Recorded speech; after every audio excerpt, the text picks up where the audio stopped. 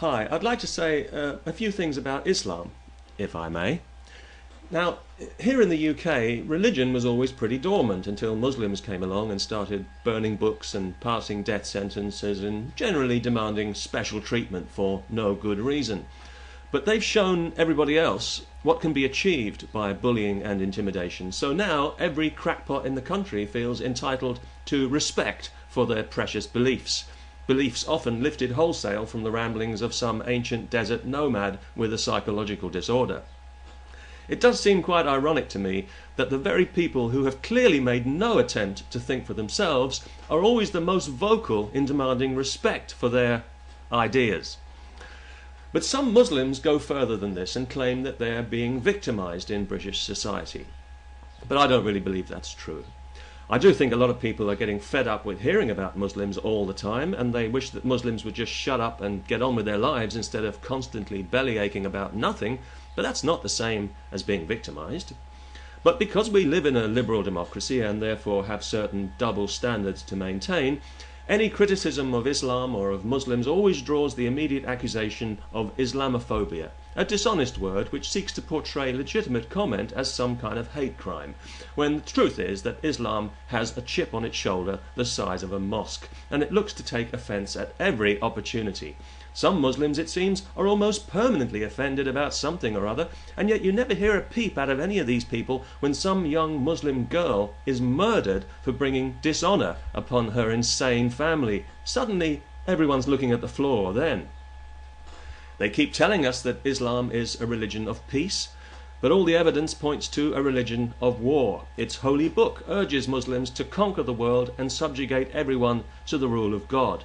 If Islam had its way, elections would become a thing of the past, and the rest of us would be living in the past for the foreseeable future.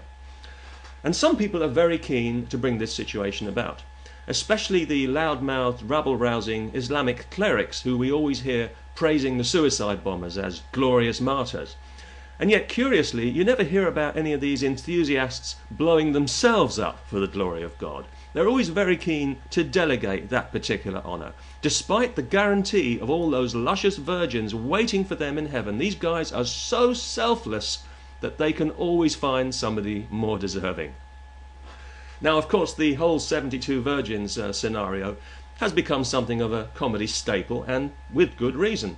But it does have one serious problem, and that is that the virgins are likely to be good, wholesome Islamic virgins because there won't be any infidel riffraff in heaven.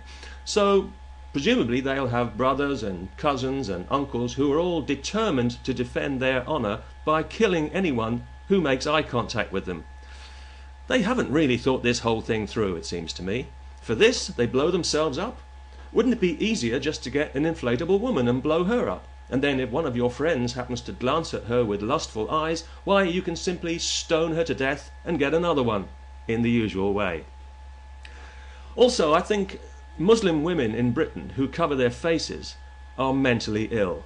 Now, I realise that in some parts of the world women don't actually have any choice in this matter, governed as they are by primitive pigs whose only achievement in life is to be born with a penis in one hand and a Quran in the other. But it just seems to me that if God had intended you to cover your face, then in his wisdom he would have provided you with a flap of skin for the purpose. Of course, if it gave you any sexual pleasure, it would have to be removed. That goes without saying.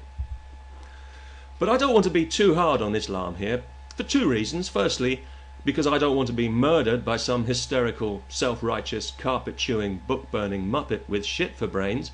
And secondly, I think we do need to make allowances for Islam, because we have to remember that it is quite a young religion. So maybe right now it's just going through a difficult age. A little headstrong, full of itself, thinks it knows all the answers, but I'm sure it'll learn. I think years from now, a lot of intelligent Muslims will be looking back on all this medievalism and jihad nonsense with embarrassment and shame, like the Germans do with the Nazis.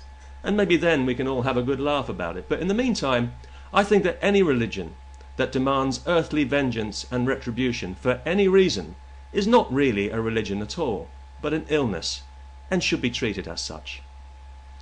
Peace. And I mean that most sincerely.